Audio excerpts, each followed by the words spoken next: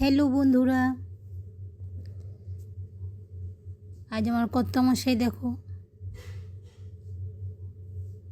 মাছ নিয়ে এসছে দু রকমের। দেখি কি মাছ, তোমাদেরকেও দেখাই। আচ্ছা, এই প্রথম মাছটা করলাম, এটার মধ্যে ইলিশ মাছ নিয়ে এসছে, বেশ বড় সাইজের এই ইলিশ মাছটা। এই সময় ইলিশ মাছগুলো নিয়ে খুব স্বাদ হয়, কেন এখন তো ইলিশ মাছেরই সিজন। খুব সুন্দর মাছ নিয়ে এসছে। মাছগুলো ভালো করে ধুয়ে পরিষ্কার করে তুলে নিই।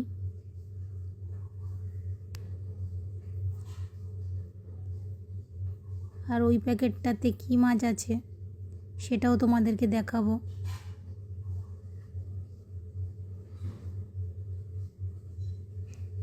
আমি বলেছিলাম একটু ইলিশ মাছ আনতে, তাই নিয়ে এসছে।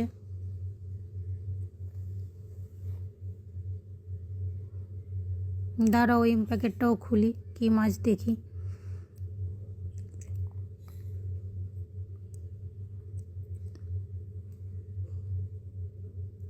এই প্যাকেটটায় ট্যাংরা মাছ আর ট্যাংরা মাছ।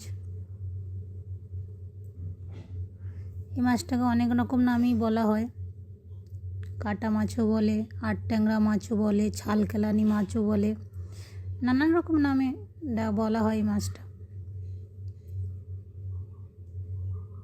মাছটা আমাদের বাড়ির অনেকেই খেতে ভালোবাসে, আবার অনেকেই খায় না।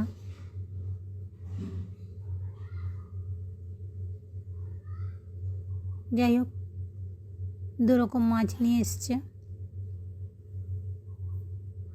মাছগুলো ভালো করে ধুয়ে পরিষ্কার করে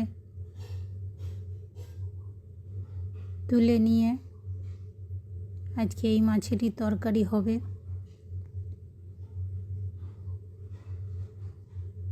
আসলে কি বলো তো বন্ধুরা, এক হাতে ফোন ধরে এক হাতে ভিডিও করতে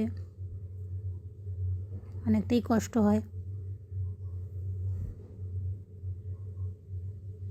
এরকম আমার মধ্যে অনেকেই আছে যে এক হাতে ফোন ধরে এক হাতে ভিডিও করে, অন্য কাজগুলোর ভিডিও করে দেখায়। আর একটা মজার ঘটনা কি ঘটে গেছে জানো তো, এই মাছগুলো ধুয়ে পরিষ্কার করে তুলে নিয়ে রান্না করতে গিয়ে রান্না করছিলাম, রান্না করার ভিডিওটাও করছিলাম, বাট রান্না করতে করতে লঙ্কা গুঁড়োর যে ডাব্বাটা হাতের কাছেই ছিল। এত ভিডিও করার চোট, ডাব্বাটা হাতে লেগে ধাস করে পড়ে গিয়ে নিচে সব লঙ্কার গুঁড়োগুলো সব নিচে পড়ে গেল, নষ্ট হয়ে গেল। আমি তাড়াতাড়ি করে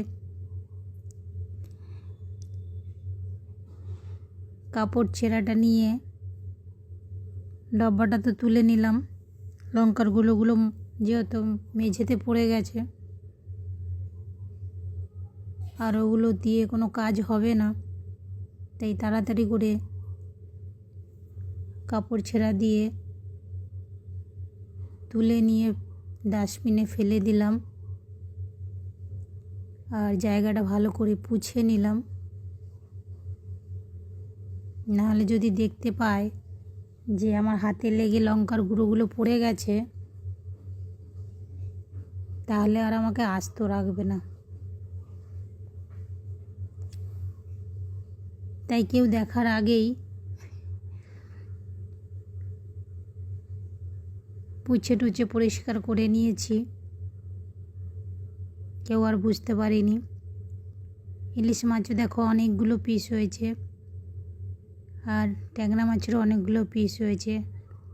পুরো ভিডিও দেখার জন্য থ্যাংক ইউ। ভিডিও ভালো লাগলে লাইক কমেন্ট শেয়ার দিবে। Thank you so much.